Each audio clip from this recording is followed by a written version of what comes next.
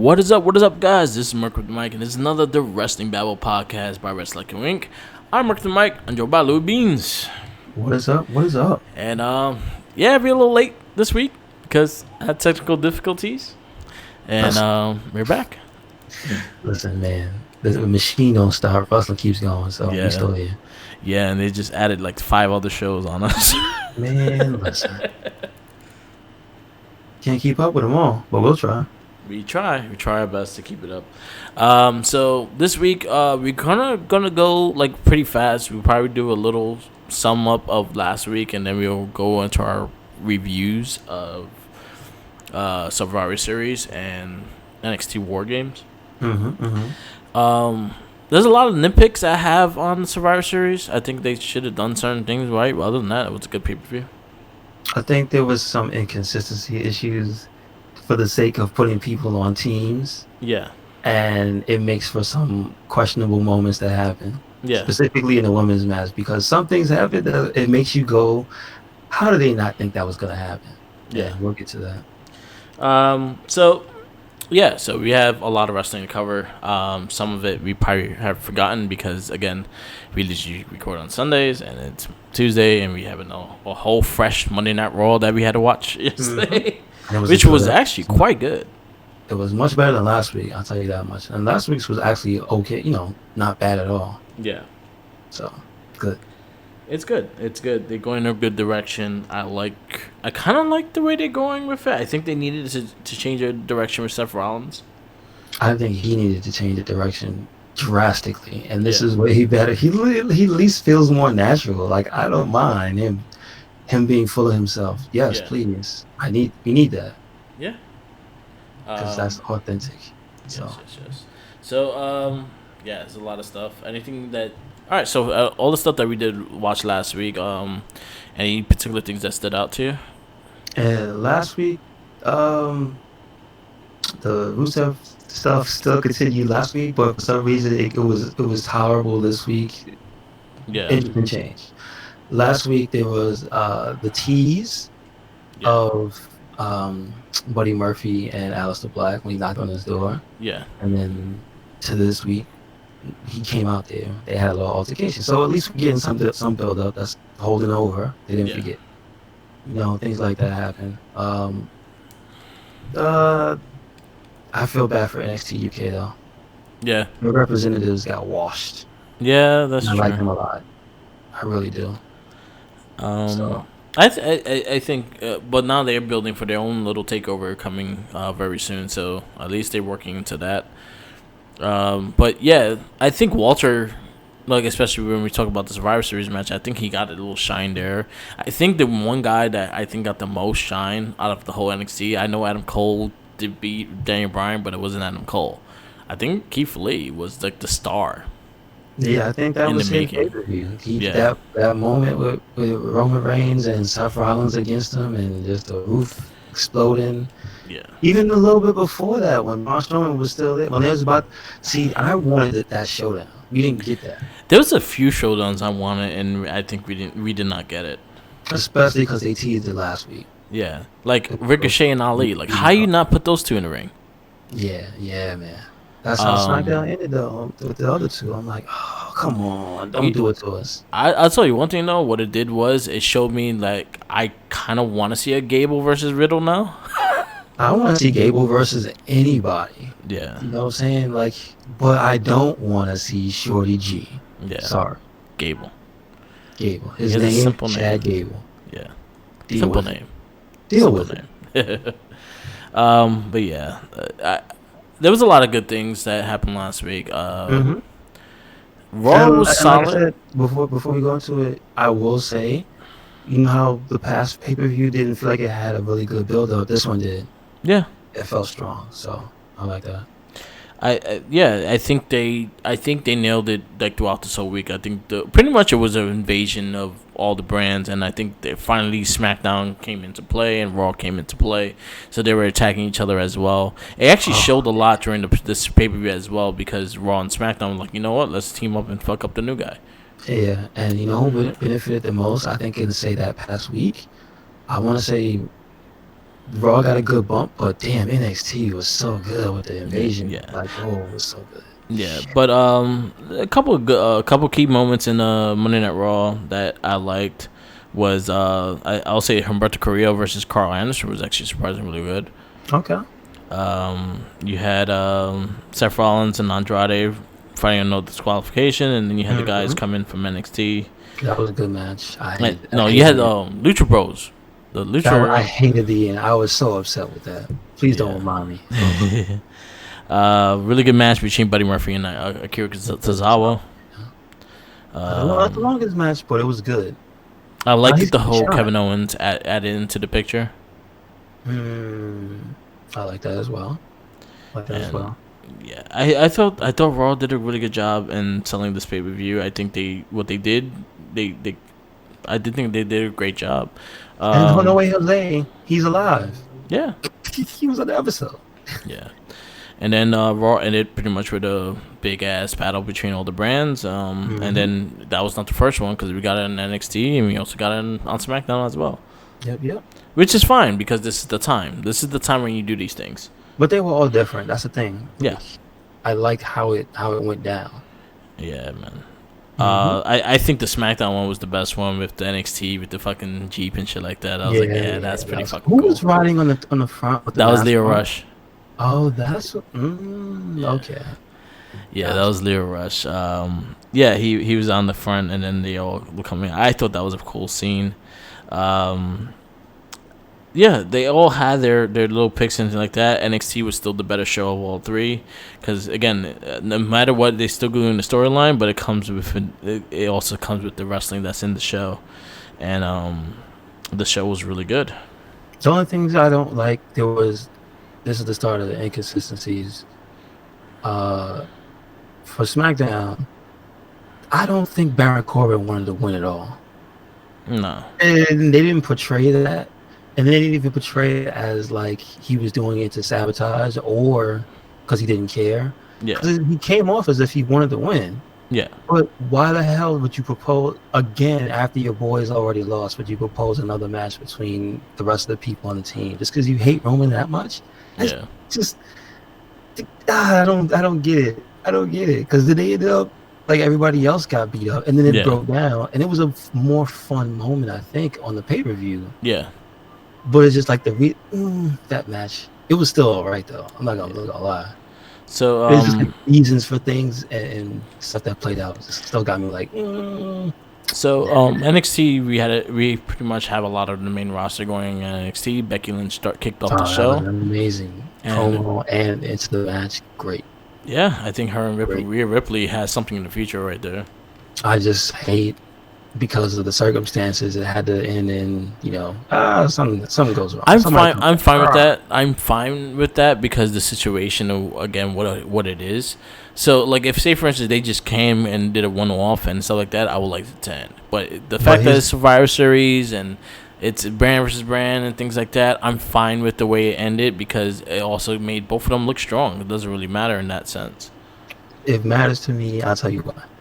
Because it's wrestling and not a scripted show, and at any moment one of them can get hurt and this shit will never happen again. That is true. And I know you're building up to things, but I can't forget about the disposable nature of wrestlers. It's like if something goes wrong, like Velveteen Dream, he was. Yeah. Could you imagine how much cooler it would have been if they had something for him? But he's hurt. True. Yeah.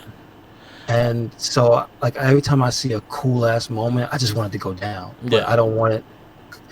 Because, like, which moment really soured me? Adam Cole and Seth Rollins. Like, I wish that match would have finished and had a conclusion. Yeah. But that's also WWE trying to protect certain people and not have them lose and certain things as well. So it goes into a big mixed bag of how you're going to run things and how you're going to build things. You know what? Again, for the sake of the podcast, as in how I feel about it, I know, I understand. But damn it if I don't want it. Yeah. I do. I did like a lot Matt Riddle versus Ricochet. It was fun. Yeah. Crazy match. I love how he killed Kota Reeves. Yeah.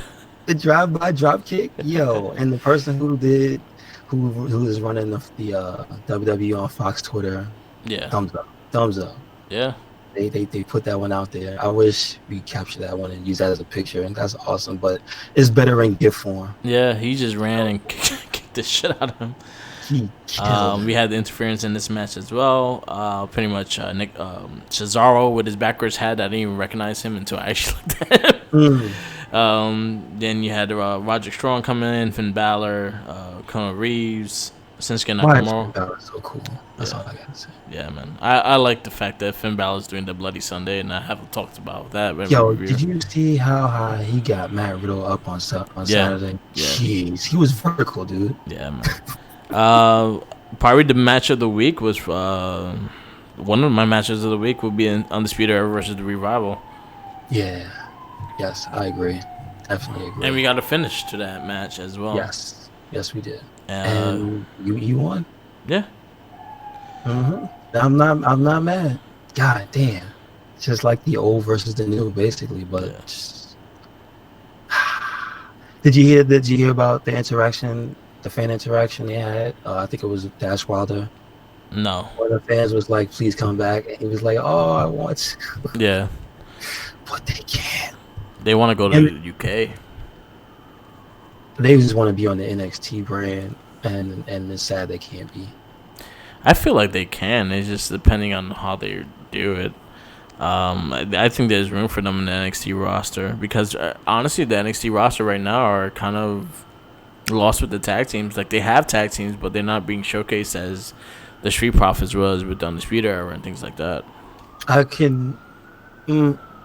would say yes, but no, because that match between the Forgotten Sons and Viking Raiders was very good. I dare say that was one of the best Forgotten Sons matches. That was probably their best Forgotten Sons match, to be honest with you. I think so. No, but they've had, like, with Street Profits, they had a good match. Yeah.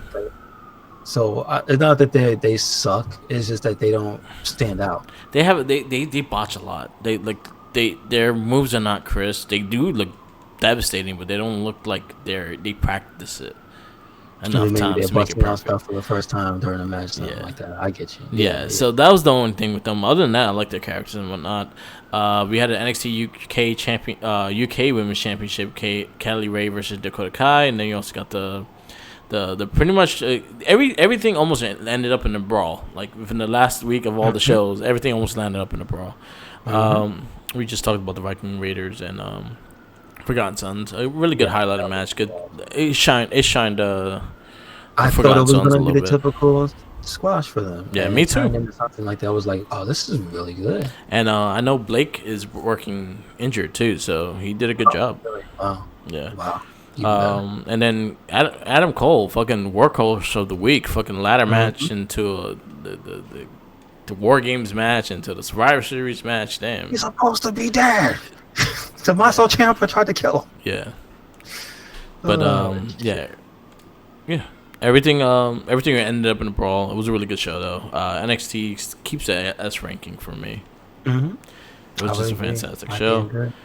We ended the week with SmackDown with the WWE side of things, and then you also had a lot of build up. Again, a lot of brawls, a lot of build up, a lot of all that stuff. Rhea Ripley versus Charlotte was actually quite good. With Sasha and Becky, and Sasha Banks and Charlotte. She actually got the clean win. A super inventive pin. Yeah, never would have saw that coming. Me either. I like the way they ended it. I'll comment what I wanted it from the other show, but for now, I actually like the fact that Rhea Ripley got the rub off. I think she wrestled the two of the best women wrestlers in WWE. And I would say that's probably the best three-way women's match this weekend. Yeah, I was a little disappointed of how they're kind of hitting the New Day and New Day losing all these damn matches. Oh, I'm kind of sad where he was on the pre-show. Yeah, me too. He was on the pre-show. Like, how are you gonna do that? That was a former WWE champion. Right now, you have to really, if the way to get out of this, you really have to build up Kofi's frustration. And that's a way you could easily use it. Or Big East as well. Yeah. So that'd be something to look out for. Yeah, like I won't mind New Day going heel until Xavier Woods comes back. They are really good as being heels. So Yeah. So I would want that, see that happen. But yeah, the Undisputed Era versus the New Day and Heavy Machinery. I thought that was a fantastic match, though. It was a lot of fun. Mm-hmm. The Fiend obliterates Daniel Bryan again. I'm actually liking their storyline. I just don't like that the light is not blue. That's all I'm saying. He changed the belt, dude. Yeah. Change the light. And that's something I'm gonna say. I have something to say about when we go into the pay-per-view as well. Is the fact that you could have easily, like, the lights needs to stop. That red light needs to stop. The fans need to chant, "Turn the lights on." Yeah, that's all I gotta say. Yeah. They need to stop. But I like the rivalry they're doing with them too. Mm-hmm. I mean, and they ended up in a really good match. But unfortunately, just didn't like it though. Fucking sound. Yeah. I did like the 10-man for the women's Bailey, with Shayna Baszler and Bailey, and then pretty much we had the NXT invasion during the 6-man tag match during the show. Yeah. Then I mean, it opened up with Roman Reigns inviting them down. Yep. Open the gate. Open the gate. Open the gate. It was fun. But here's another thing that was inconsistent is that he opened the gate, and I call this Seth Rollins doing the thing that makes him not cool.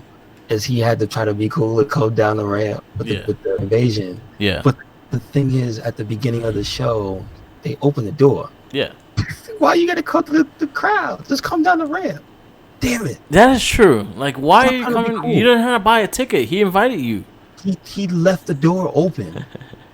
It's just like little things like that. It's just like character things. Like, you do understand why people don't like yourself, but you know what?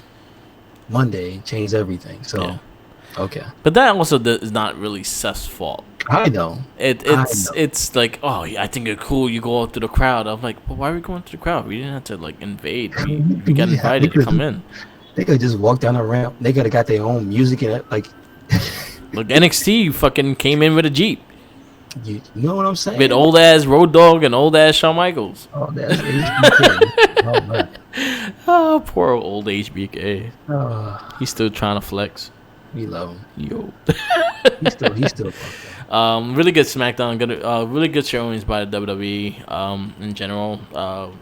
And then stayed down at the end, like I mentioned, with Keith Lee and Braun Strowman. I wanted to see it go down. Yeah. Well, the next time you probably see it go down will be Royal Rumble. Now, and again, this is why I say when I understand build up, but let's just hope both these people stay healthy until then. Because Braun Strowman, he got hurt before. Yeah. We don't know. Yeah. Something happened between now and then. Yeah, and then also Keith Lee powerbombed the shit out of Drew McIntyre. Oh, poor Drew McIntyre. Like, he got powerbombed back to 3MB. He went up through the stadium roof. He wanted to be part of the three-man band again. He came, yes, he did. He came back. We didn't see Drew McIntyre until he came back down in Survivor Series. Yeah. His feet touched the floor for the first time. His soul flew to the His soul flew, yes. His soul flew to the That's heaven. why he was so mad. Yeah. Yo, he eliminated Walter. Yeah. And that's why I'm kind of sad. Fucking Scott Steiner. Again, Scott Steiner doesn't like Drew McIntyre. I guess he don't, because he's a little angry. He doesn't like him picking men in their face. Nope. He's a little bitter about everything. Yeah. So that's pretty much everything, right? For WWE side, we had AEW. I had my. I didn't get to see that. I had to make a decision this week. So AEW, I had my full review of everything. AEW was a right show. You had I think it was it's not Matt Jackson, the other Jackson. What's his name? Nick Jackson. Nick Jackson versus Phoenix. It was a great match. Again, the selling could be better, but other than that, it was a fun match. They did their thing. You have Moxley versus Darby Allin, which was a fun match as well. Okay. I need to go back and watch. But there was a lot of things. There was inconsistency. There's a lot of things that could have been better that didn't do well. Like the women's match, still. I had my problems with it. I forgot. That's how much. So like throughout the whole week, I gave AEW a B-, close to a C. They had some good character parts, and then they. I think this is the thing. I feel with WWE, you have a structure, and no matter what, it goes through Vince McMahon. So if it's bad, Vince McMahon gets the blame. If it's good, he doesn't get the praise. But it's still under Vince McMahon. AEW, they have more leeway. They have more say in what they do with their characters and everything like that. And I think it's going to come to a point that the creativity is not going to be there. It's just going to be like, oh, we could do this because it will get the crowd to laugh for this segment, and then it won't continue. It won't continue after that. Do they have a creative department for them? No. It's kind of like oh, you could do this, you could do that. What if you do this? What if you do that? Like, everyone has a say into what they do, but I think that's good. But then again, you're going to have to be like, oh, but they're like independent. But no, this is their decision what they want to show. As in, yeah, you could blame this man for all the bad things at WWE because that's his show. No matter what, he has his handprint of everything. With AEW, it's going to a point that you're going to have to hold people accountable for what they're doing. If they're not showing good TV, that's on them. This is true. Yeah. And they don't. They're like, oh, but it's new, it's this and that. And like, no, it's... I was like, you know what's bad? When your main commentator sounds bored when he's watching. This is true. And that's something that I don't like. JR does not like the product he's... There's only a few matches I have heard excitement out of him. The rest, he's bored. It's just up and down, too. That's the thing. You can hear it change depending on who's in the ring. Yeah. So, yeah. He's not like a fan of a lot of the wrestling. Like, he just really don't care. And they might have to adjust that. They might have to fix that eventually because that's not good. And no, it's already a meme. Yeah. As in, people are already just starting to say that. Like, it's not just, one thing that a small majority of a small minority of people are calling out. It's become a joke. Yeah. So yeah, they need to adjust that ASAP. Yeah. So we'll see. You'll see. We'll see. And I bet you they won't. As of right now, no, because they signed him for like a 5-year contract. But I don't even mean like getting rid of him or something. I bet you just the issue. I bet you this next week on Wednesday, which is tomorrow, right? Yeah. Yeah. So I bet you tomorrow you're gonna get the same JR. Yeah. So no. Yeah, it's hit and miss. There's some things like I get there's some things I will get excited. Like the Moxley Darby match, I kind of wanted to see. And I wanted to see how it go and whatnot. It was a decent match. I don't know. It was good. It was fun. But there's also a lot of characters I just don't care about. I feel like there's no characters. I feel like it's just wrestling matches and ranking, but no one really has a solid character. I got you. And I think that's going to line up leading me not to watch. Okay. Because there's not substance. There's no something to continue with. Like fucking Pentagon and Phoenix, I love them in Lucha Underground. They were my favorite in Lucha Underground. I do not like them in AEW. Because they just show up. Yeah. They just appear and wrestle. Yeah. Pentagon Jr., fucking start breaking motherfuckers' arms. And say it's for your master. And that'll bring me back in to watch it. Yeah, that's the thing I think about AEW is a lot of people don't have anything to do outside of the ring. Yeah. Within the confines of the arena. Like, regarding, what are you doing here? Yeah. You just a wrestler? You just show up to wrestle? That's it? All right. Yeah, I get it. NW Power was pretty good. Yeah, it was actually... it was too... No, I'm not even going to say it was too good because... some shit went down. Yeah. But yes, it was a very good episode. Yeah, the return of Melina. Yeah, but I'm not gonna say she almost fell on the stairs, but she did. Yeah, she got caught. It's okay. It's okay, Melina. It's all good. She ain't doing no splits no more.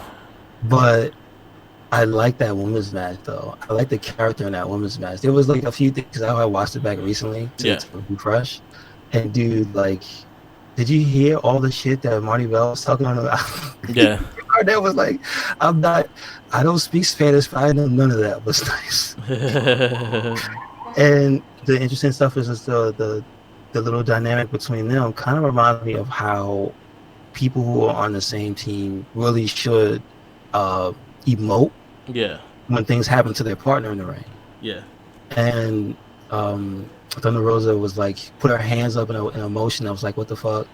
When Marty Bell got hit like with a clothesline, I'm like, see, it's certain things like that I like when you see somebody on camera and it's like they know they're on camera, Yeah. and they know they can emote big enough for the camera to pick it up, because otherwise, I don't know what happened. You know what I mean? No, And it's just like one person understandable. standing there. Yeah. So a lot of things I like with that. I love how Aaron Stevens apparently did not quit. Yeah. It was a ruse. He mooned people too.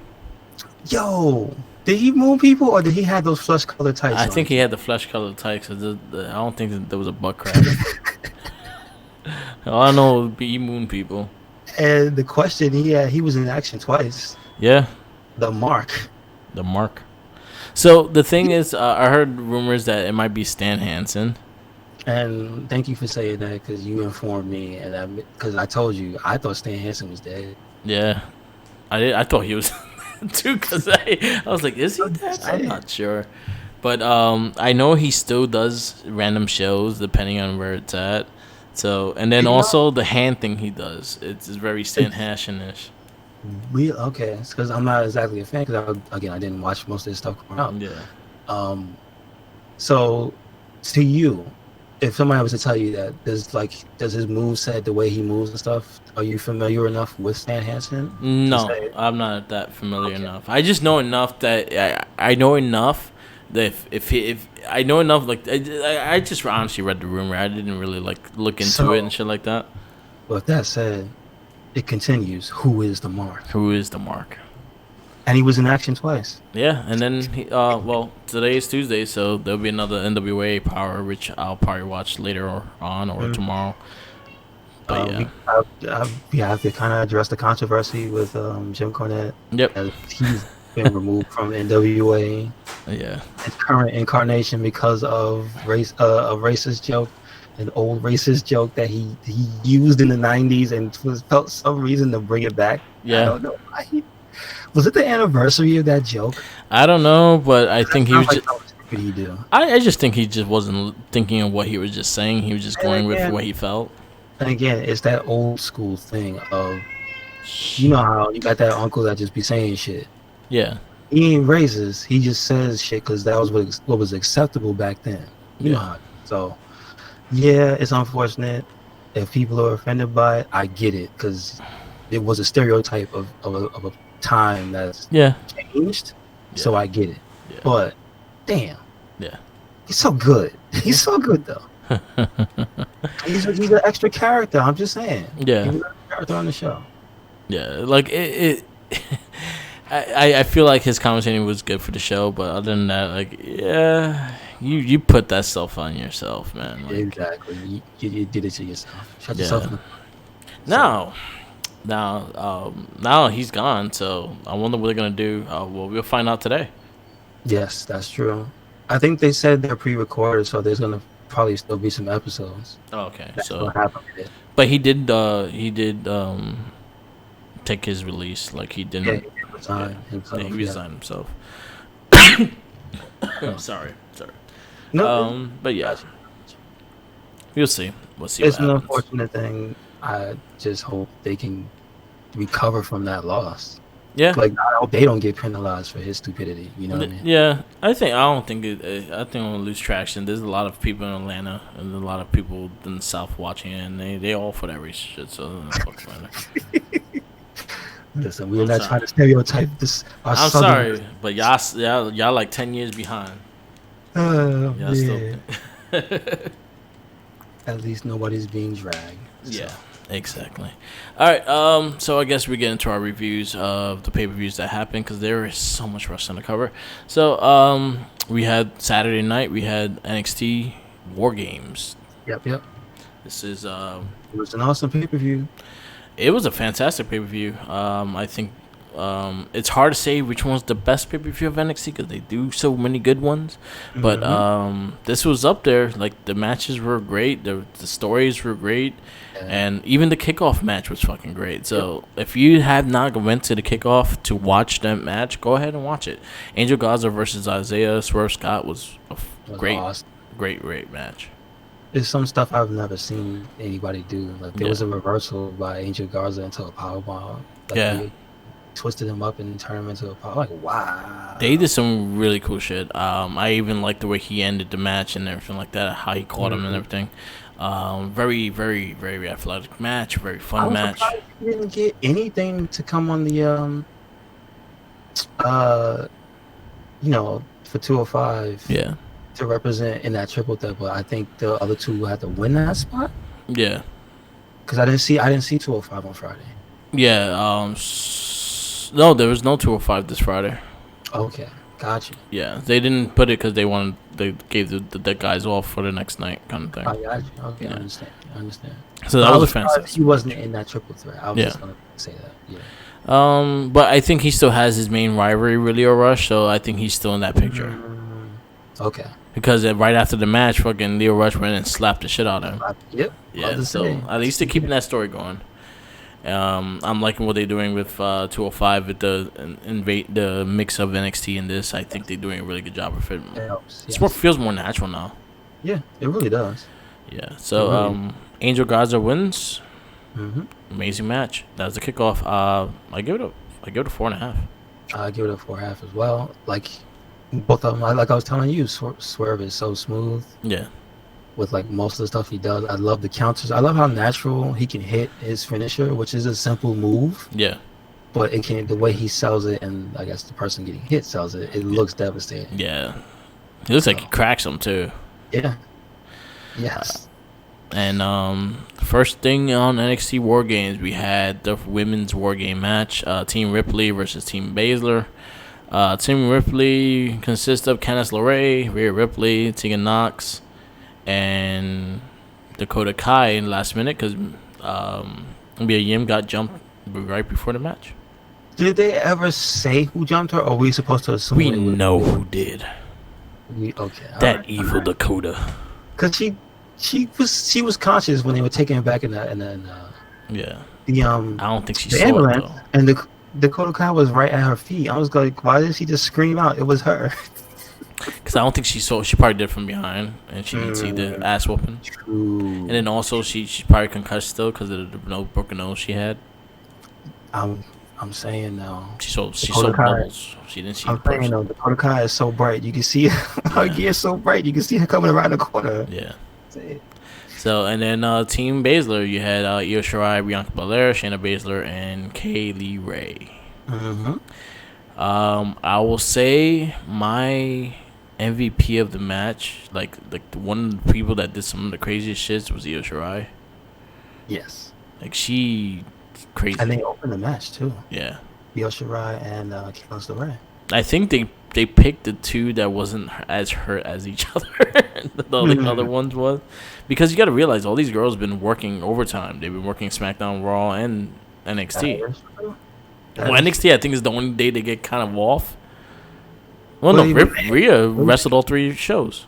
True, and they all at least were involved in run-ins. Even Candice LeRae and Io were in the run-ins. Yeah, so every person in this NXT roster has been through Raw, SmackDown, and NXT. Yes, and they've been working ever since. And then they work Saturday and they work Sunday. Well, some of them work Sunday as well. Right. So this match was crazy. For the first female one, I like the whole twist with Dakota Kai turning heel because I kind of saw that coming. That was kind of my moment of the show. It was done so well, and she was vicious too, dude. Yeah, she messed her up. Damn. Took a knee brace off. This is why when your friend doesn't get picked, you gotta console them. Yeah, they're gonna get you. You just gave her the dirty look. So is she really the heel? Wow. Or was Tegan Nox the heel for just like, you're not good enough? Sorry. Yo, we should get a shirt made that says Dakota Kai did nothing wrong.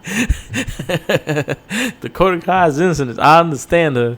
Mm-hmm. It kind of reminds me of Becky Lynch when she went heel. When she first did the whole heel. You like, I kind of wanted you to do that. Like, I understand. Yeah, I get it. So, yeah, I give that credit. That was a really good spot. Candice LeRae and Rhea Ripley pretty much were the main ones in that match that, like, they took everything. They got their ass kicked throughout the whole match. So they got beat. They did their thing. Like everybody was doing very impressive stuff. Like everybody's like got a little moment to shine in the match, but they were the ones taking the beating. That's the thing. Yeah, the winners is Rhea Ripley's Team Rhea Ripley with her and Candice LeRae. I like the fact that she just found so much respect for Candice LeRae after this match. She was like, all right, that was the one. I'm glad I picked her as. I just like the moment towards the end of the match where the handcuffs came out. And then they maybe about 5 minutes later they came into play. Yeah. And I like that type of. Oh, I thought that was just gonna be a thing that was just happening in the background. And it turns out to be the thing that ends the match. That's pretty cool. I think they did a really good job of keeping this match afloat, keeping momentum in the match. Not a lot of downtime. They kept the match keep going, moving, and especially there was only 2 girls on one side and then the 4 on the other. So to do that and to be able to keep that going, it gives a lot of good credit. I give this a 5. Like these girls really fucking kicked ass. Io Shirai's moves off the cage, move of the night. Yeah. There you go. Io Shirai's MVP. Yes. I would say so. Pete Dunne versus Killian Dane versus Damian Priest was the next match. I personally love this match. This match was brutal as shit. Like I'm glad Killian is back in NXT. Mm-hmm. He was on one. He was slapping fools. He was cracking fools. He had like counters for stuff. I was like, Jesus, man. All right. He was going hard. Your winner is Pete Dunne. But I was gonna say, and he caused himself to lose the match by hurting the other man so bad. Yeah. Because his splash with the guy in the back ended up throwing him too far to get the pin. I'm like, oh shit, dude. Like it was so much cool stuff. The Razor's Edge. Yeah, I was surprised to see fight that out of it until he eventually catches him with it. I like the throwback outfit, the mismatch of the outsiders. Yeah, like they mentioned it. Morrow mentioned it, but when I saw it, I was like, oh, that makes more sense. I get it. Yeah, and his dive and freaking thank God Killian caught him. Yeah, because if he wasn't there to take that little hit, man, that dude would have been terminated. He'd have been wasted. So this was a great match, very brutal match. Pete Dunne is I feel like every time I see his matches, I'm in pain. Yes. Because the finger manipulation shit is just fucking mean. He's that crab. He's that fucking crab. Yeah. He's the one in the bottom. Every time you about to get out, there's a crab holding onto your toe. Yeah, man. Ow. I really like this match. I give it a 4. This one's like a 4.5 as well.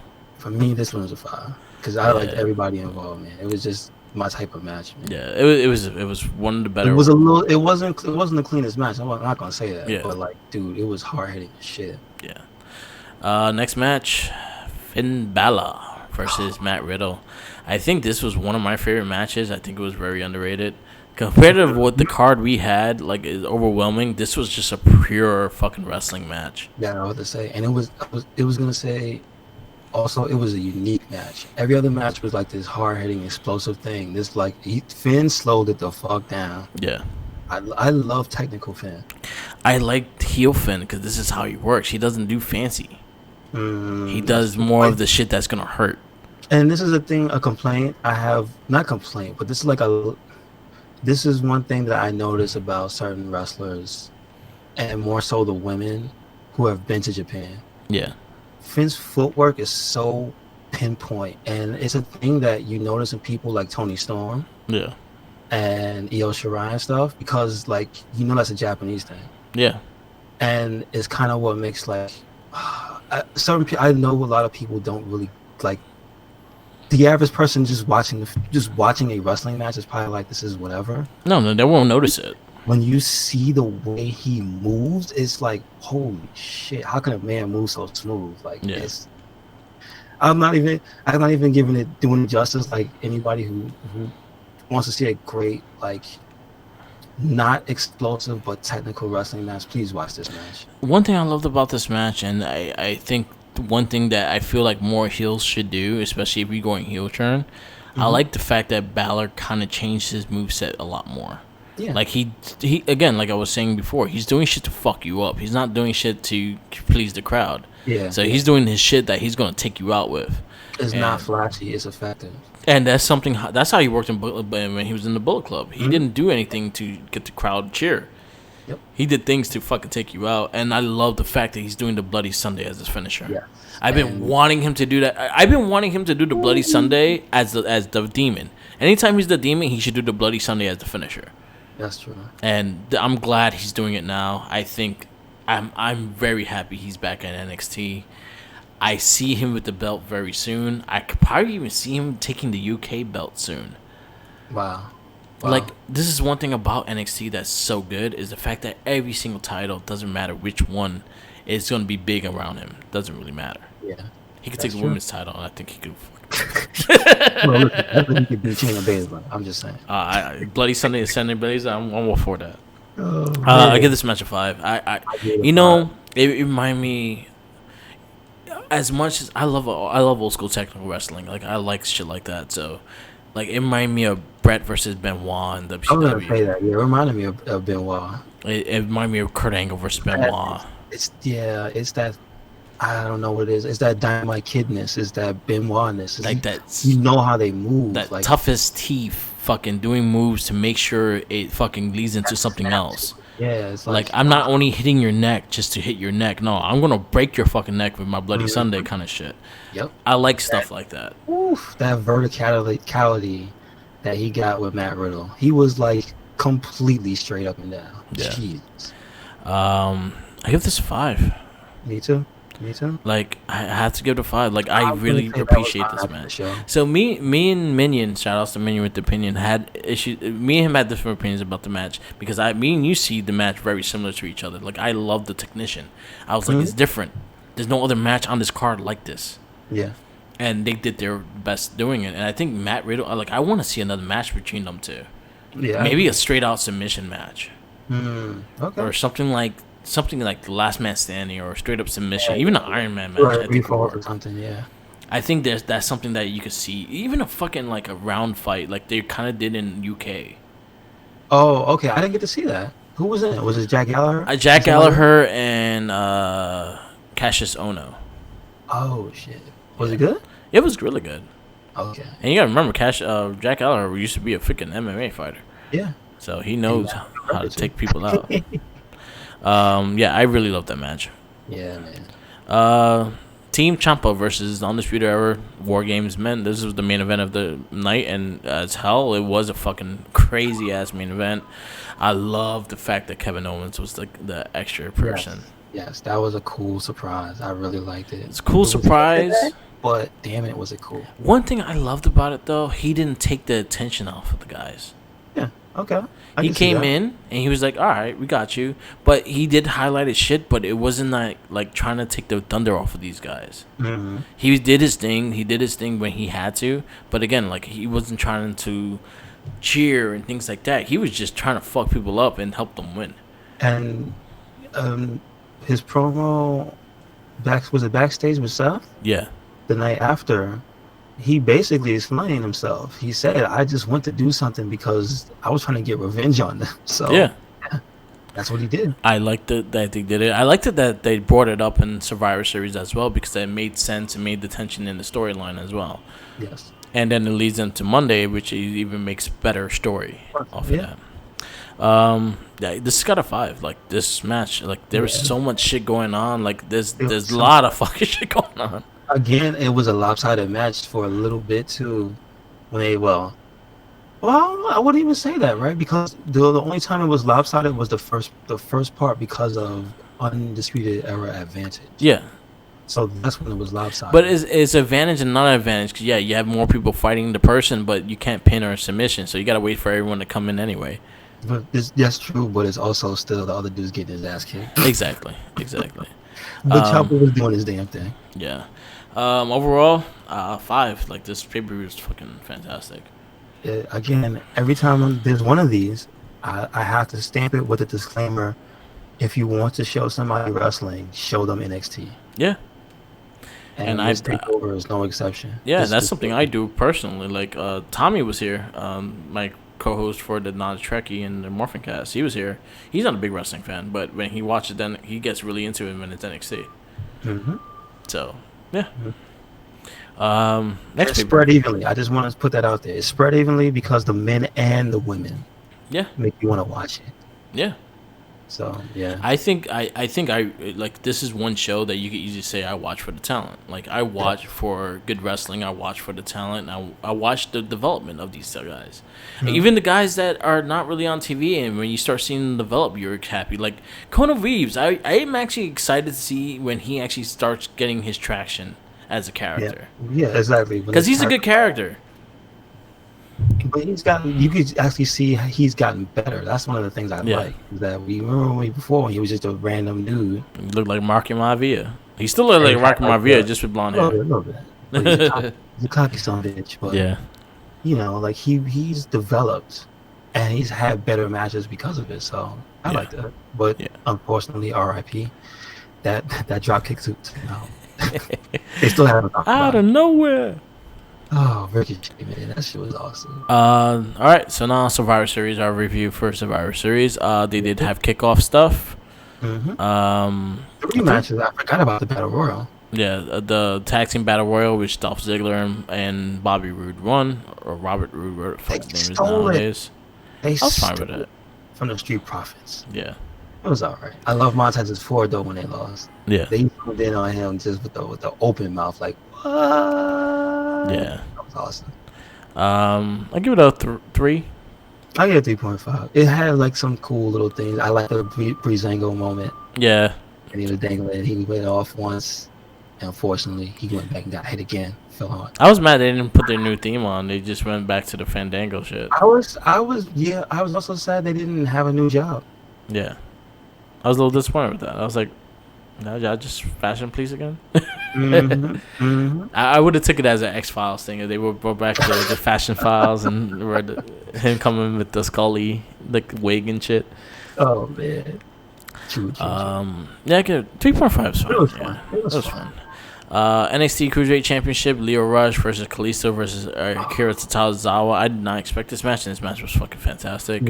See, again, I told you what I had expected, and then what I saw was different, and I was blown away because Kalisto's so good.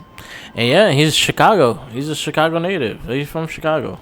But boy, Kalisto did some stuff on the ropes when he countered Lio Rush when he was doing his usual hop between the top and the middle rope. Yeah, he hopped, kicked Lio Rush in the face, and then continued to do his thing. And I was like, oh my god, Kalisto was a god on the ropes. That's crazy.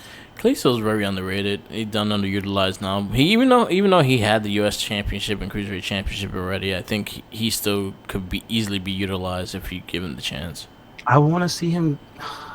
And I hate to keep saying this about people, but maybe he should be in NXT. I think him and Lince Dorado should just be a tag team because they have personality. Yeah.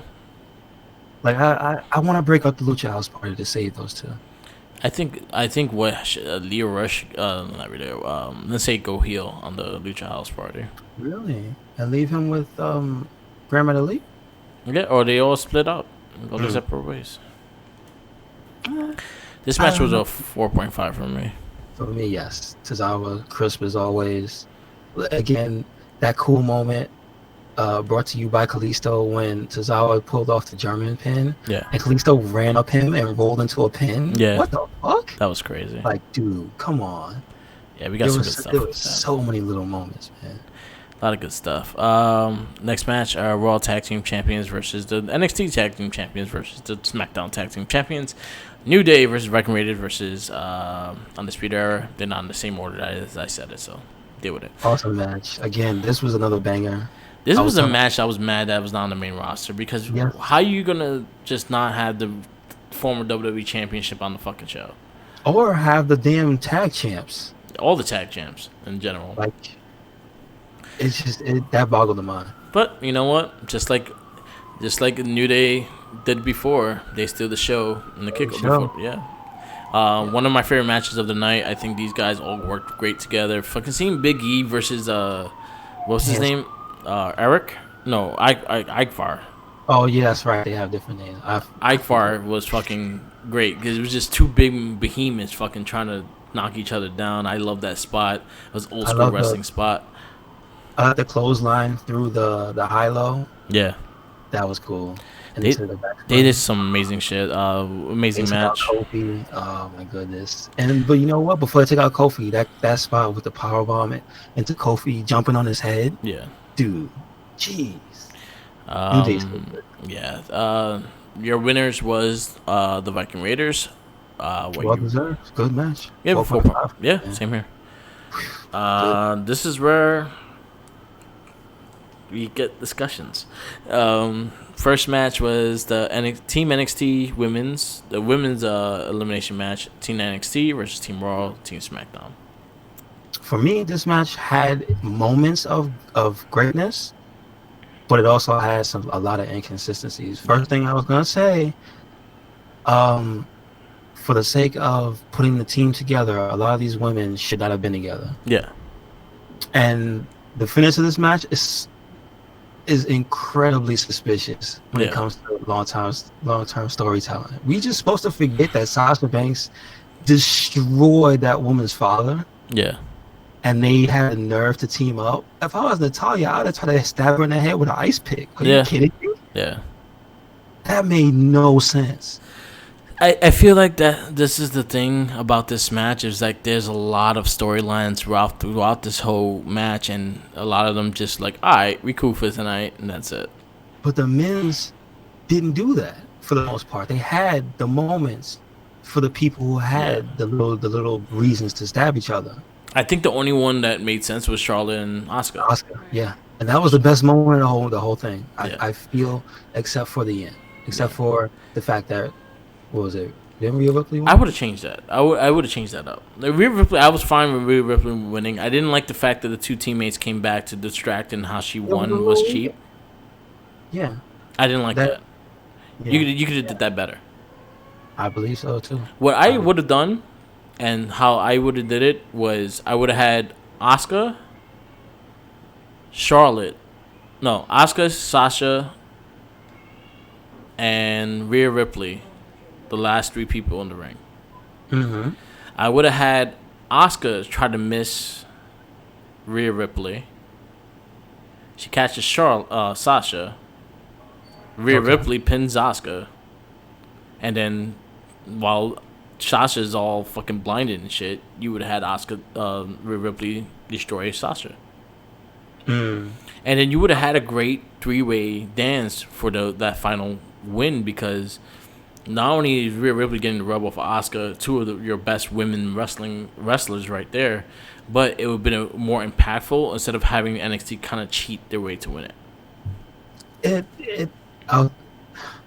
Here's the thing about that, though.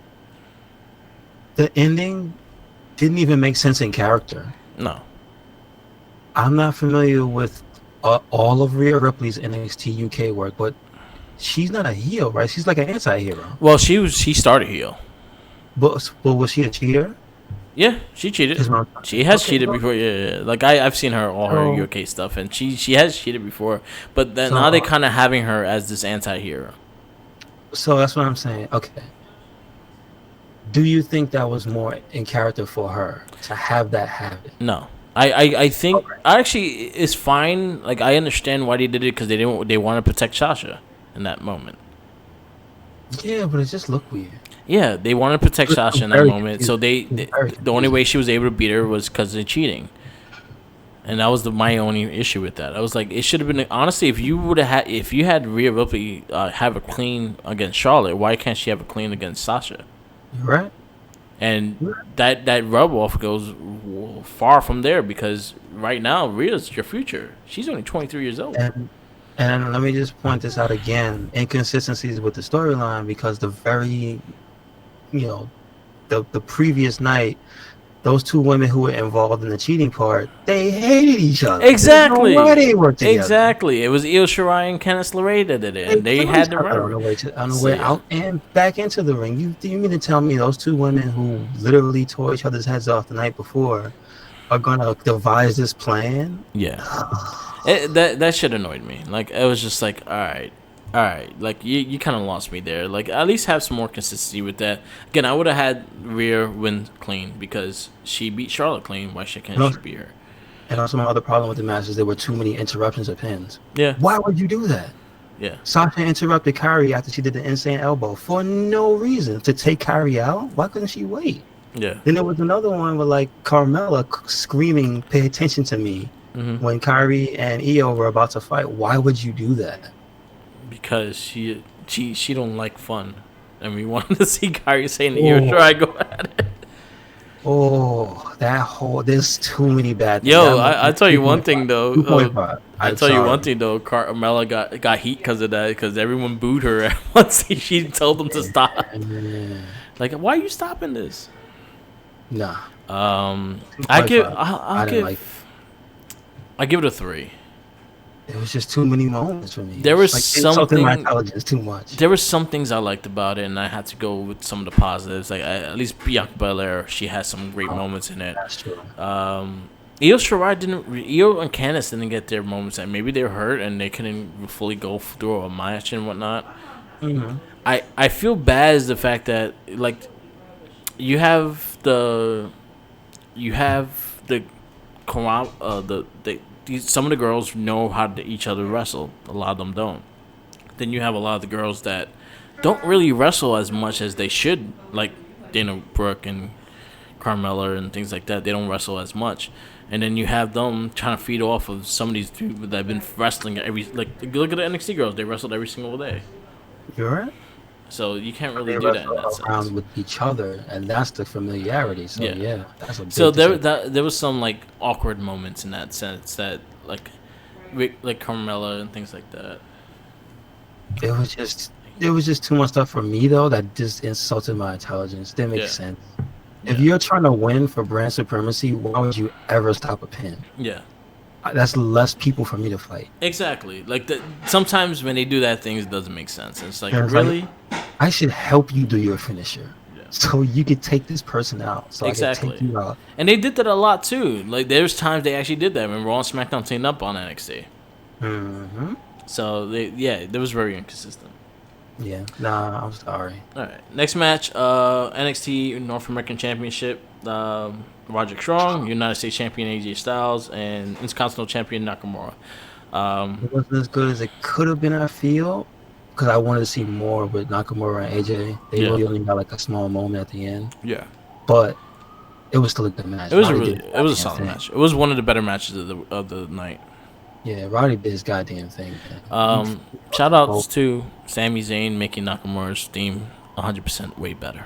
Oh my goodness, his flailing ass. I love it. I wish that I wanted Naka to win this one. I think Sammy should have been more involved. I agree. I mean, listen, he did try to kill AJ. You saw when he slammed his head to the ball. Well, he should try to kill Roderick Strong too. He's scared of him, man. You got equal opportunity killing people. He's scared. I don't think he wants to touch him. He's too intense. I'll give the match a 4. How do you? Yeah, I give it a 4 as well. I would just put this out there. Roderick Strong did his goddamn thing. No, he didn't. They I think they all did their thing. I just wish AJ and Naka had more of a time to shine. I just wish Naka won this match. I think Naka needed the win more than I felt like him as a heel, him having a brand new belt. I think he should have been shined on that side. You know what's messed up? Yeah. I feel like the timing, or rather the tide is changing for him as in terms of he needs to. I don't think he's bad. Yeah, he needs to not be a bad guy anymore and just be his own entity. Yeah, Sami Zayn protects. Yeah, because him having size is like you're never gonna get the fans to stop chanting. Yeah, I also. Yeah, go ahead. When he does stuff, it's just like when he did that drop kick. He has the coolest single leg drop kick I've ever seen. Yeah, his leg is so straight. Yeah, and it's just like they exploded when he drop kicked Roderick Strong off AJ's shoulders. It's just like when he does stuff, is undeniable that it's the coolest thing. Like, wow. So I don't know. My thing is it's something like to feel the show earlier too. I feel like they should even out the points more throughout the teams. Okay. Because by the time the women's match came up in the last match, the main event, you kind of knew who won. There was no reason why they were fighting. They were just fighting to fight. They said the only reason they were fighting was for a tie. That's still like I don't want a tie. At the end. It was 1-3-2. I know. And if they tied, they would have had a tie. Who wants to tie? Nobody wants to tie, but you don't want to lose. I feel like it was, and I just feel like it was just not evened out enough. And you know what? I feel like it had to be lopsided because it ended up giving us a better Raw. So I think they had a plan. Yeah, I understand that, but then because the Raw had at least have the last match between SmackDown and NXT mean something. And you know what? I'll put it to you this way as well. I don't feel Raw was even anyway. Yeah. I mean, if you're asking me which team was better than what and what should have been the outcome, I think it was pretty fair. Yeah. I think Raw, up until like the invasion happened, was one of the shows I didn't like watching the most. Yeah. So yeah, that was indicative of my feelings of the show. Yeah. Raw was the she show. Yeah. Like I feel at least SmackDown and NXT should have been tied for that last match. They were going to. That's the only way they could have been. That's what I would have. I would have gave 0. Would you have Raw have 0 though? No, you still had the Viking Raiders have 1. You could have gave Nakamura this match. You gave Nakamura this match, they would be tied. But then it would have been a chance for. No. You're right. 3. It would have been. It would have been 3-2. Yeah. 3-3-2? No, it would be 3-3. No, it would be 1-2. Oh, no, yeah, 1-3-2. Yeah. But then somebody would have still been able to get 4. I get you. Yeah. Somebody could have got 4. Yeah, they would have been tied, and then the last match would have meant something between SmackDown and NXT, and who won. I get it. No, well then, it would have still been a tie. No. If NXT won the last match, though. Yeah. That's what I mean. The result would have been a tie. No, it would have been 1 off. No, because you have to take away 1 win from NXT. So I would have took away I would have had Nakamura win this match. So then I would have been 1-2-3. Yeah. And then the last match, NXT still be tied. Yeah. Nobody would have won. There wasn't because SmackDown won the men's. Mm-hmm. SmackDown winning the men's would have had them tied. But you took away 1 loss. There's no tie at that point. Remember, if you take it away, you change the total from NXT goes down 1. Yeah. They lose a match. SmackDown. That match that Roddy won, you would have given the point to SmackDown. 1. So SmackDown would have had 3, 2, and NXT would have had 2. 3. So they would have had to win the last match, or the last match that was between them, the one that Roman won. Yeah. They would have had to win that match. 3. If you make Nakamura win. No, you know why? No, it would have been it would have been tied until the last match because Bobby Roode and Robert Roode and Ziggler won that tag match, and that counted. They won it for SmackDown. They put the first score. They put the first points on the board. Yes. So it was a 3-way tie after the kickoff. But there was no 3-way tie. Yeah, it was. That first match didn't count, did it? Yeah. No. So the first match counted. The Leo match counted for NXT. Yeah. Right. So that's 1 for SmackDown, 1 for Raw. 1 for NXT. And the Viking Raiders is the only one that won. So it'd have been 1-1-1, right? But NXT, you said if you take the NXT won. Nakamura. NXT won. That's 2. Yes. And then you had NXT win again. That's 3. If you would have gave that one to SmackDown, that'd have been 2, and then 2. Yeah. That'd have been 2 and 2. Yeah. Either way, yeah. I'm but going at the end, the way you ended, you had to. Who did you want to win the match? The night, rather. I think NXT should have still won it. It's just I think that it would have still been lopsided. Think about it. Yeah. Raw didn't win any more matches. It's still almost the same result. No, it's fine for Raw to be lopsided though. Because then we got what we got yesterday. But who do you want to win? NXT should have. I think NXT should have won no matter what. But so they would. So again, the points you took away take away from them winning. What I'm trying to another match. So what I'm trying to do is make it that the women's match counted for something because I felt like the women's match did not count for nothing. It didn't. You're right. Yeah. You're right. That's why I'm trying to yeah. I would have gave one more win to them, so with the last match would have counted for That's where the somebody. point comes from. Because I'm saying there's no points to give, but okay, you have to make that match count for something. Okay, I got you. Exactly, and it didn't count because you just gave it NXT an extra point. Yeah. Okay. So that's my big discussion with that. I feel like they should have been even until that last match, and that last match between SmackDown and NXT should have been for something, because Raw was out, Raw was done. This is true. And that was it. All right, moving on. I'd say this match was the match of the night. NXT champion Adam Cole versus Pete Dunne. They fucking killed each other. Yeah, I would agree. Goddamn. And they sold everything the entire night too. It was so good. How you come in the match with your body orange? If Pete Dunne's knee was orange, one good hit and it's red. You're done, son. Yeah. I really like the match. Adam Cole's fingers were fresh. My only thing, I have like my little nitpick is that I wish he sold the injuries a bit more. Like he couldn't move. Like his back, like everything he did, his back would have been hurting. True enough. So I wish he sold it a little bit more. Oh my goodness, that dude is a pure workhorse, man. So that would be my only like complaint about the match. I wish he sold it yesterday's events a bit more.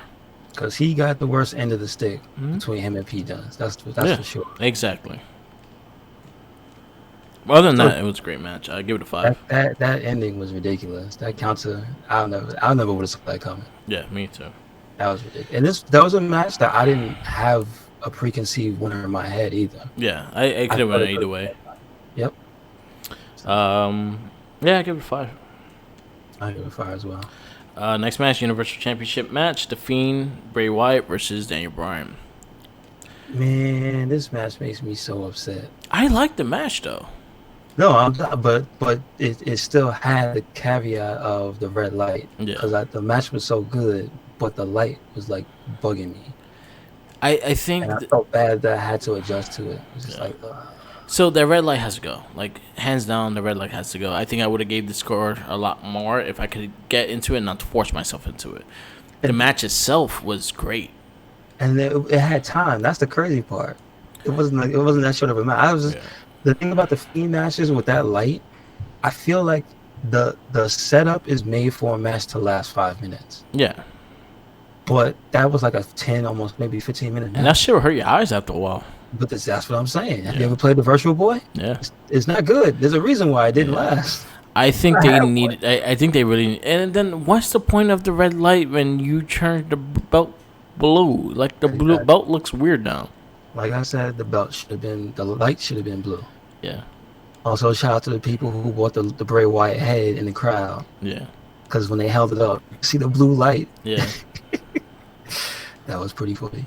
You know this thing is $100? What? Come on, y'all. Yeah. Stop it. No, I agree. It's crazy.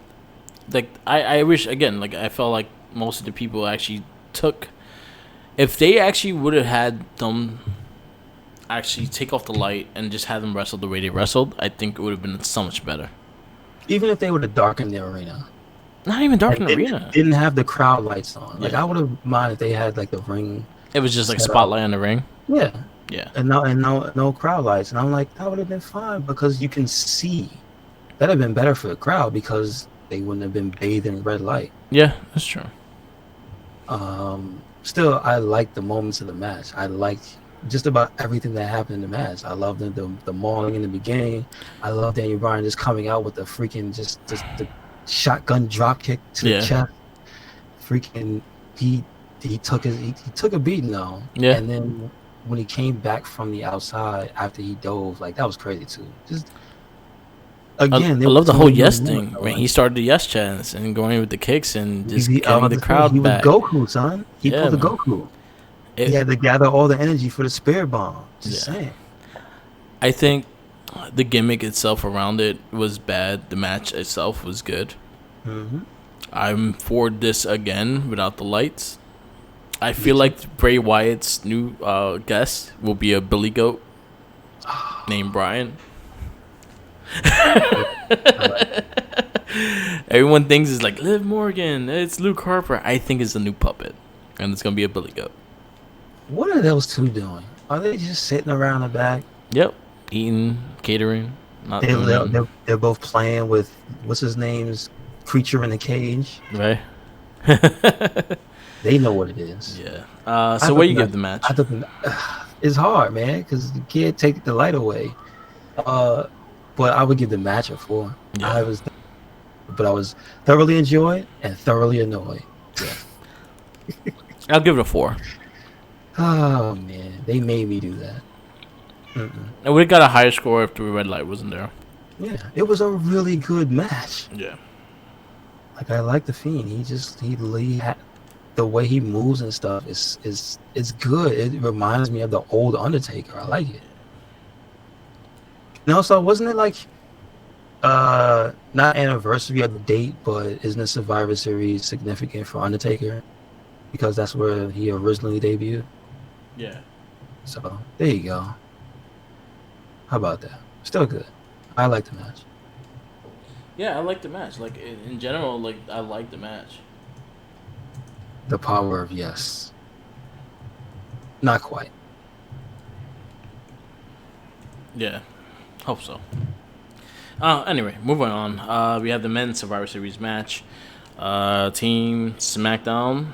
Roman Reigns, Braun Strowman, Shorty G, Ali, Mustafa Ali, got his name back, and Baron Corbin. Why Baron Corbin was able to keep his name, but Mustafa Ali had to change it?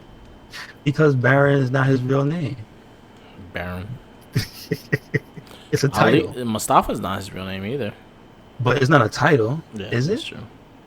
What? Because I don't know how religious names work. Yeah. Because isn't it true that some people take the same name, like some people take Muhammad? Yeah.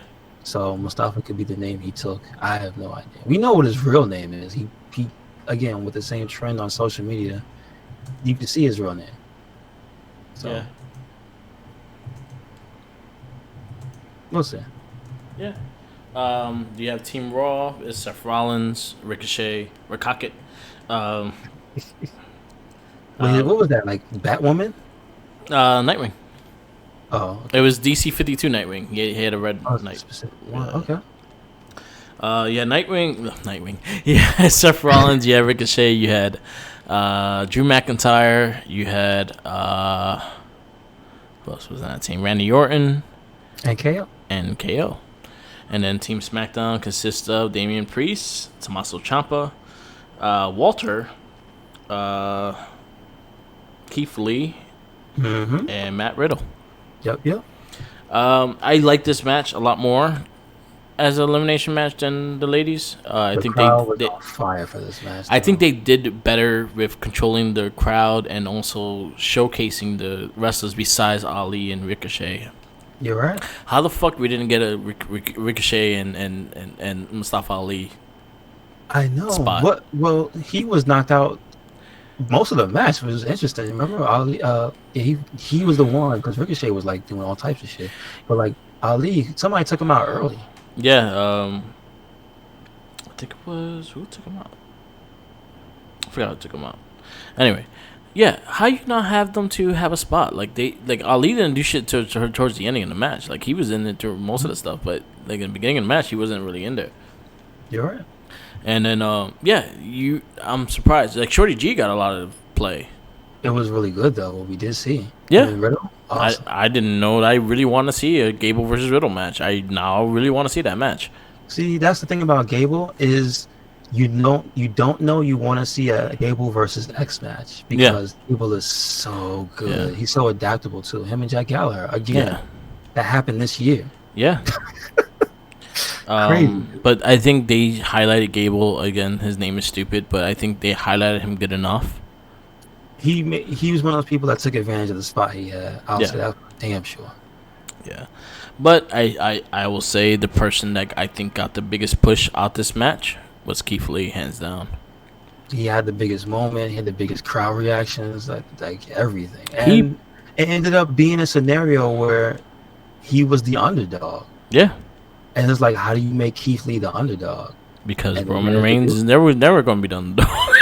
well, especially not when he's when he's partnered up with a Shield, former Shield team member, and Seth Rollins. So, and I think that was a great thing that they did, because it kind of really pushed Keith Lee as well. Like, it kind of that rub, that was the rub that Rhea Ripley should have gotten in the first match.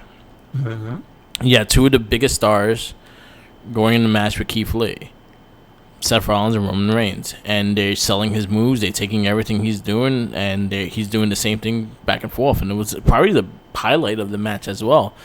Seeing fucking Roman Reigns get powerbombed and bounce, that was fucking crazy. And he caught him too for the pin properly. I'm like, oh, that's awesome. But again, that whole match towards the end had some really good moments. You had the little Shield reunion where they were going to powerbomb somebody. Yeah. You had the thing I liked about most of that moment, and those two, I mean, Seth Rollins and Roman Reigns joining teams, was this that earlier during the match, Seth had tried to pin him. He's an asshole. And it just shows like the bond they have. I appreciate that at least some people won't hurt. They'll still throw everything aside, even if the other guy's a dick. I'll just put it that way. And you know what? I like that. I like the fact that they kept the rivalries within the match still going between Roman and Corbin. He got tired of his shit and fucking took him out. Oh, that broke down. Yeah, everything made sense. They had the moment, Strowman and Keith Lee, remember, like the little showdown. But then that whole thing ended up getting spoiled, and it was like, oh, I so wanted that.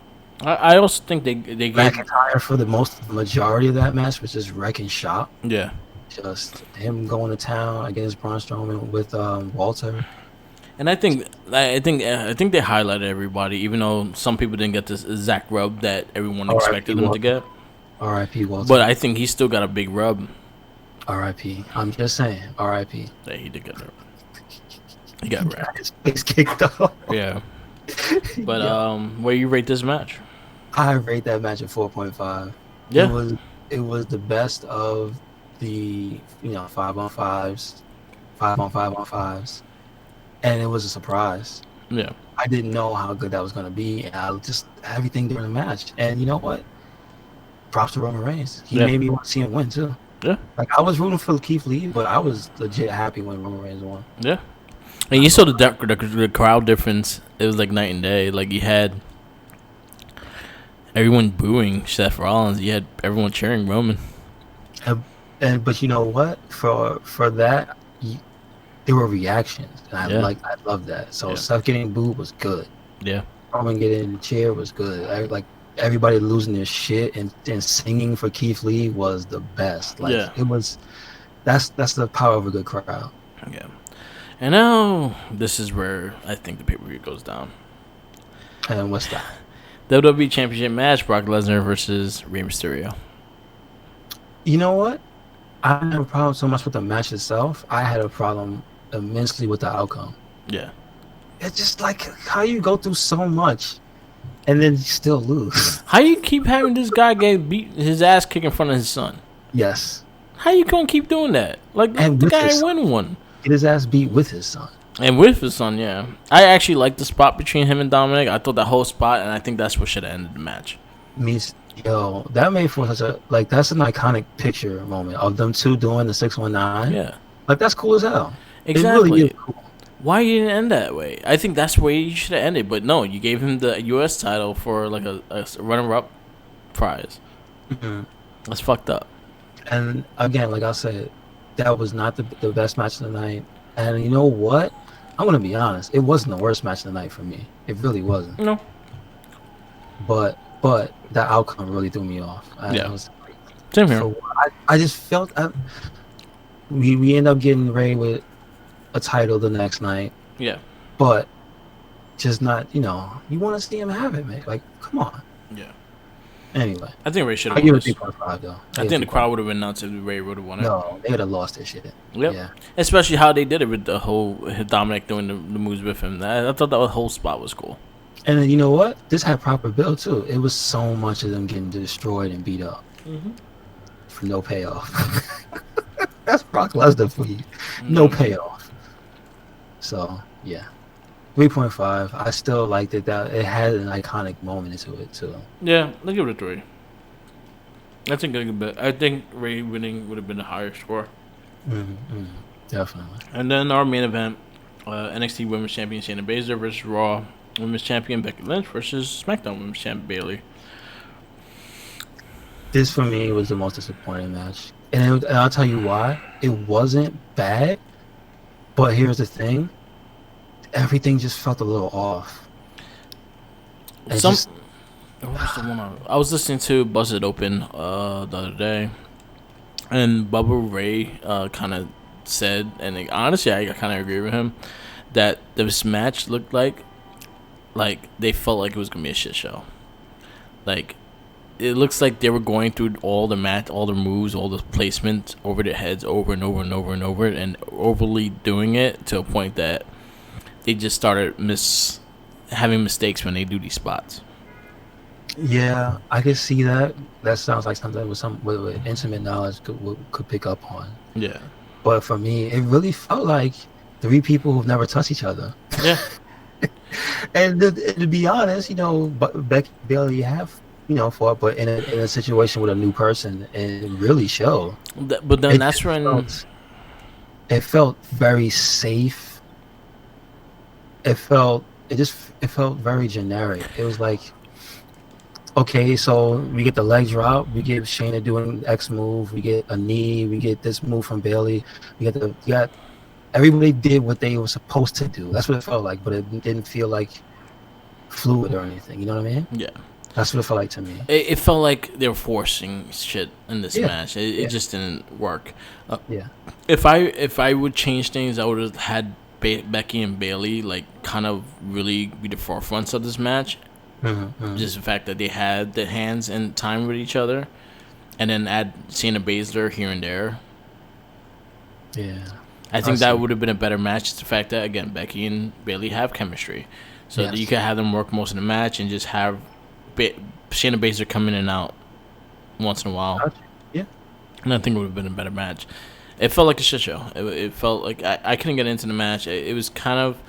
I don't think the match should have been a main event match, because the way the caliber of the match was, I think you had better matches in that point. I think the men's elimination match should have been the last match. I'll put it this way: after that fact, yes, watching it, leading up to it, I didn't have that thought. I think having seen it, and just how the reactions were, how everything flowed, and how fun that men's match was, in retrospect, it feels like that would have been the better choice. Yeah. I think the elimination match should have ended, because one, you ended it with a big pop for Roman. You ended it also with the whole huge thing for Keith Lee, and the ovation he got when he left the ring as well. Like, you had the moment that could be remembered on that last match, so you could have easily put that one as the final match. I even would have took the Daniel Bryan versus Bray Wyatt as the last match. I thought that was going to be the last match for real. Just because the story they told, I think it would have been fine ending it as well. So those matches should have been the last match. But the men's 5-way, I can't say that. Yeah. Without prior knowledge, I can only say that after I see. Yeah. It. So, but I say it also just because the caliber of talent they had in that match. They had all their fucking big stars. So, I think just looking at that match, and I would have thought that would have been a main event match. Well, I could have seen it being a shit show. Yeah. Because I'm telling you, you know why? Because it could have been one of those things where it was just too many moving parts. Yeah. And I think that's probably why they didn't. They didn't want to put the pressure on them to perform, with so many moving parts, like 15 dudes. Yeah. So I get the decision, but we can only say, oh man, it turned out amazing. Because we saw it. Because that Keith Lee moment, who knows? Yeah. I think the Wyatt Bryan should end it. I thought that was the expectation, but I think they had the best storyline going into. I think their storyline was getting really good going in there. So I think them ending it and the way they ended it, I think was fine, especially with the whole yes chant. That was a huge moment. Yep. Because you saw that whole crowd go up with that shit, too. Like, it wasn't just... that whole fucking crowd was up in the air. And they were during red lights. Yeah. Look at that. So, that was it. So, overall pay-per-view, what do you give it? Oh, we didn't review the women's match. 2.5. Again, I agree. Not terrible. It just felt off, and it was just like, it wasn't fun. I think if they get another chance to do this match again, I think it would be a lot better. And what was up at the end? I'm like, they had to make Shayna do that to get beat up? That seems so weird. Yeah. You know what I'm saying? That felt forced as hell. Yeah, me too. I have to get beat up by Becky, so I'm gonna go. Oh, you gotta put the man over again. Stand over her. Yeah, that's the stuff that people didn't like about Roman Reigns. Yeah, and then right now, like, they doing it to Becky. Yeah. So I won't be surprised. But then again, I think Seth Rollins took all the heat last night. Yeah. Anyway, going into Raw the next day. I guess we'll go into Raw when we do our next Sunday's cast. Huh?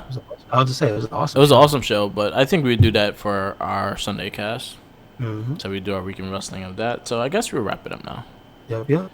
This is the Wrestling Babble podcast. Usually we are on Sundays at 11 o'clock and 1 o'clock.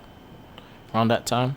We do the Guest Spread podcast around 1 o'clock. We do the Wrestling Babble at 11 o'clock. So check us out on Twitch TV that you're watching right now. Follow all our social media. There is a link tree on this Twitch TV that you could actually connect to all our social medias. But for myself, I have Instagram, Tumblr, Twitter, SoundCloud, YouTube, and this Twitch TV. All marked with the mic. Follow Red Second Link. Go ahead, tell them.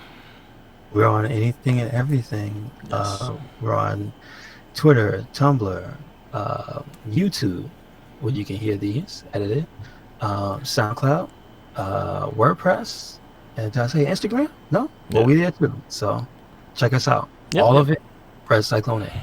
Yep. And always remember, follow the Jinkies. Sandwiches. Peace out, laters, and see you Sunday for the next. Just stay tuned for the Get Spread podcast starting in about 20 minutes.